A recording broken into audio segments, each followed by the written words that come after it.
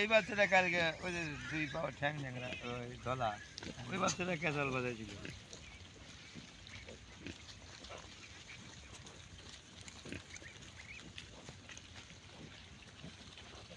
ওটা তো সরকার খাও না, মোটা শরীর না।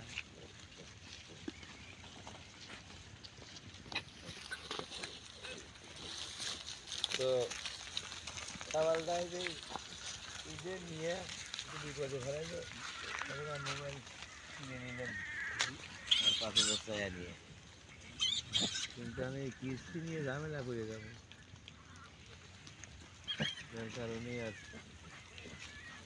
কিছু করতেছি বিলাসিতার কত করবে।